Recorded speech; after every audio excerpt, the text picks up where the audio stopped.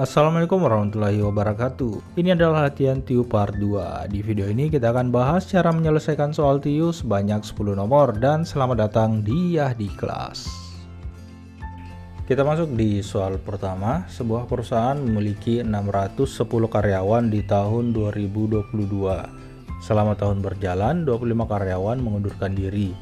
Jika jumlah karyawan di akhir tahun adalah 710 orang, berapa penambahan karyawan baru di tahun 2022? Nah, untuk menyelesaikan soal ini, kita lihat karyawan di akhir tahun adalah 710 orang dan karyawan di awal tahun adalah 610 orang. Nah, kita tinggal mengurangi 610 orang dikurang 25 ditambah X jika X adalah karyawan yang masuk di tahun 2022 sama dengan 710 orang yang menjadi akhir atau jumlah akhir dari karyawan. Nah, dari operasi matematika ini bisa dituliskan bahwa 610 kurang 25 sama dengan 558 ditambah X sama dengan 710 dan X sama dengan 710 kurang 585 didapatkan X sama dengan 125 atau jumlah karyawan yang masuk dan atau bertambah di tahun 2022 adalah 125 orang. Nah, di soal nomor 2, sebuah kereta cepat berangkat pada pukul 8 dari kota A ke kota B dengan melaju dengan kecepatan rata-rata 80 km per jam. Setelah 1 jam melakukan perjalanan, kereta itu menambah kecepatan rata-rata menjadi 120 km per jam sampai di tujuan. Jika jarak kedua kota tersebut adalah 260 km, pukul berapa kereta tersebut sampai di kota B? Jawaban A 10.15, B 10.30, C 10.45, D 10.50 atau E tidak dapat ditentukan.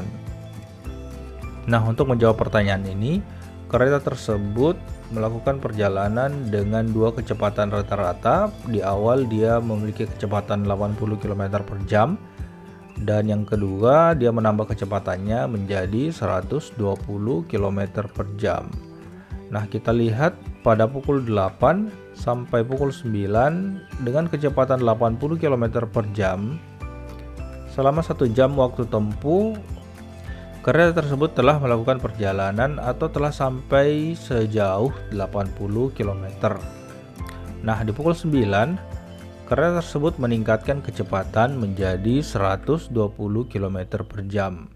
Nah, dari soal kita bisa lihat bahwa jarak kedua kota tersebut adalah 260 km, sehingga bisa disimpulkan bahwa selama pukul 9 sampai akhir di tujuan dengan kecepatan 120 km per jam, kereta tersebut menempuh 180 km.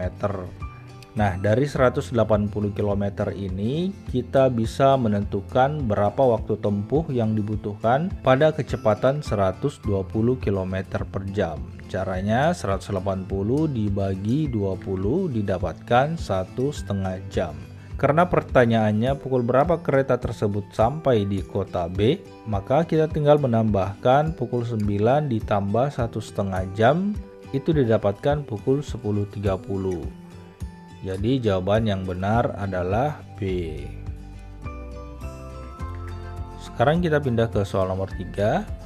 Pak Robert memiliki tanah persegi seluas 144 meter persegi. Beliau menghibahkan tanahnya selebar 2 meter untuk keperluan jalan desa. Berapa sisa luas tanah yang dimiliki oleh Pak Robert? Nah, kita tuliskan bahwa luas 1 atau luas awal tanah Pak Robert adalah 144 meter persegi. Kita cari panjang sisinya karena ini adalah persegi, tinggal diakarkan akar 144 didapatkan sisi 1 sama dengan 12 meter dan sisi 2-nya adalah 12 meter. Nah, kita lihat dari soalnya, beliau menghibahkan tanahnya selebar 2 meter, jadi salah satu sisinya nanti kita kurangi 2 meter. 12 kurang 2 didapatkan 10 meter. Jadi luas akhir tanah Pak Robert adalah atau L2 sama dengan 12 kali 10 sama dengan 120 meter persegi. Jadi jawabannya adalah C. Baik, kita lanjut ke soal nomor 4. Jika XY sama dengan X pangkat 2, Y sama dengan 2Z, dan XYZ sama dengan 4, maka nilai Z adalah, kita tuliskan dulu persamaan-persamaan yang muncul. X, Y sama dengan X pangkat 2, Y sama dengan 2Z, X, Y, Z sama dengan 4.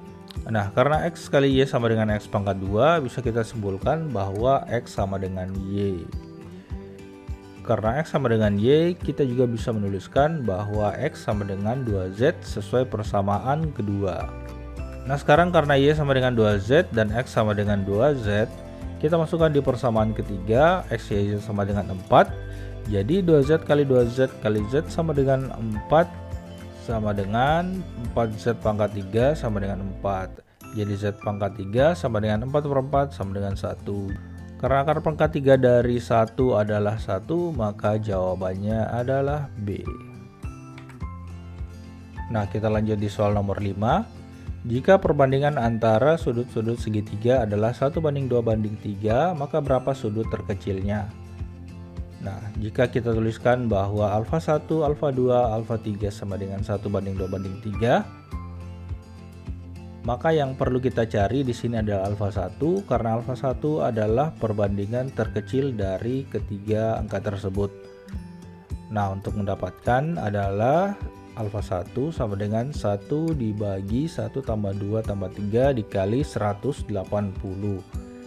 Kenapa dikali 180? Karena jumlah sudut dalam dari segitiga itu pasti 180. Nah, 1 per 1 tambah 2 tambah 3 itu sama dengan 1 per 6 dikali 180, maka didapatkan alfa 1 sama dengan 30 derajat. Nah, karena alfa 1 ini adalah sudut yang terkecil sesuai dengan yang soal minta, maka sampai saat ini sudah bisa kita simpulkan bahwa sudut terkecilnya adalah 30 derajat.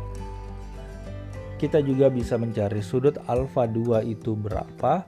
Jadi alfa 2 sama dengan 2 per 1 tambah 2 tambah 3 atau 2 per 6 dikali 180 derajat didapatkan 60 derajat. Dan untuk alfa 3, 3 per 1 tambah 2 tambah 3 dikali 180 didapatkan 90 derajat.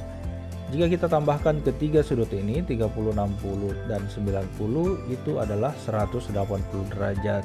Jadi jawaban kita sudah benar ya, yang paling terkecil adalah 30 derajat. Baik, kita lanjut di soal nomor 6. Jika perbandingan keliling sebuah lingkaran adalah 2:3, berapakah perbandingan luas kedua lingkaran tersebut? A 3:5, B 4:6, C 4:9, D 5:9 atau E 6:9. Nah, karena luas keliling lingkaran adalah 2πr, maka kita tuliskan 2πr1 banding 2πr2 sama dengan 2:3.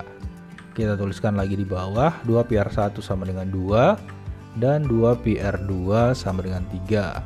Nah, dari dua persamaan ini kita harus mencari nilai jari-jarinya berapa, karena jari-jari nanti yang akan kita gunakan untuk menghitung perbandingan kedua luas lingkaran tersebut.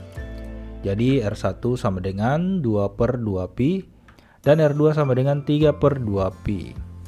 Nah, sekarang yang kita cari adalah perbandingan luas kedua lingkaran tersebut. Kita bisa tuliskan L1 banding L2 atau luas lingkaran 1 banding luas lingkaran 2. Karena rumus dari lingkaran adalah 0,5 pi R kuadrat, kita bisa tuliskan 0,5 pi R1 pangkat 2 per 0,5 pi R2 pangkat 2.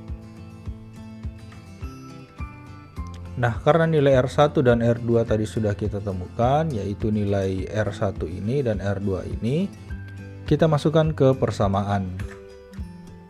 Jadi 0,5 kali pi kali 2 per 2pi pangkat 2 dibagi 0,5 kali pi kali 3 per 2pi pangkat 2. Baik, di sini kita lihat ada penyebut dan pembilang yang sama. 0,5 kita coret aja, pi juga kita coret.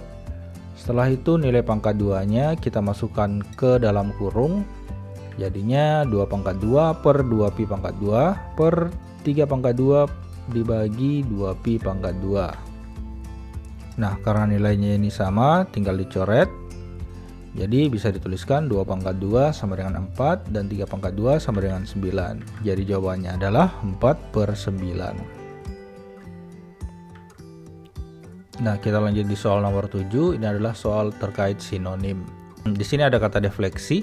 kira-kira dari kelima pilihan ini yang mana jawabannya? Apakah A. pantulan, B. searah, C. bias, D. penyimpangan, atau E. arah?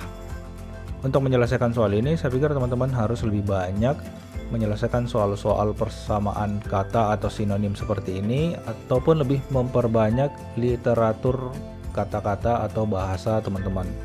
Jadi menurut Kamus Bahasa Indonesia, defleksi adalah penyimpangan arah, misalnya penyimpangan arah angin yang disebabkan oleh rotasi bumi, atau hilangnya infleksi, misalnya bila dua akhiran kasus bergabung menjadi satu, dan yang ketiga terjadinya pergantian morfem inflektif oleh unsur lain. Jadi dari kelima pilihan tersebut kita bisa simpulkan bahwa jawaban yang paling tepat adalah D. penyimpangan. Sekarang di soal nomor 8 ada sinonim juga, ada kata insinuasi. Dari kelima jawaban ini kira-kira yang mana yang paling tepat? A. hamparan, B. irisan, C. bidikan, D. suntikan, atau E. sindiran.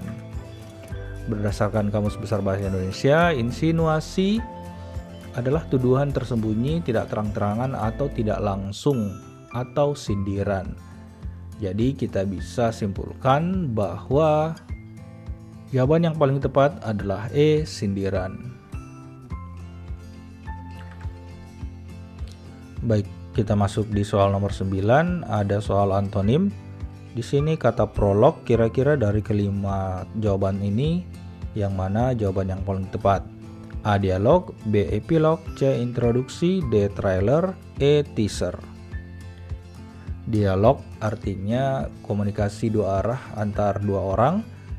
Epilog merupakan penutup dari sebuah karya sastra. C. introduksi merupakan sebuah pendahuluan atau pembukaan.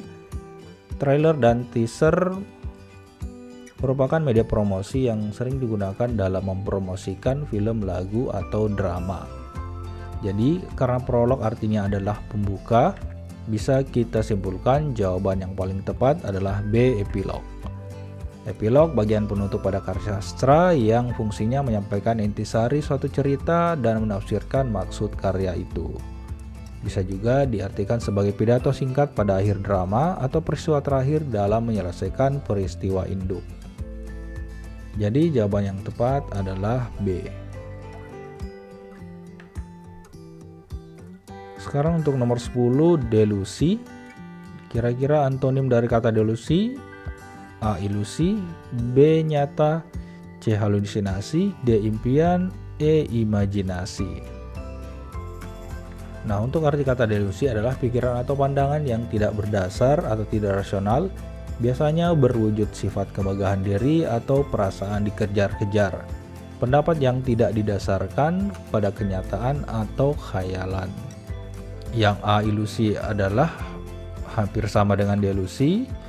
B. nyata adalah kebalikan dari delusi karena bersifat nyata. C. halusinasi, D. impian, dan E. imajinasi merupakan hal yang bersifat khayal atau imajinatif. Maka yang paling tepat adalah B. nyata. Baik, itulah 10 soal yang sudah saya sampaikan dan mudah-mudahan bisa menjadi bahan pembelajaran bagi kita semua.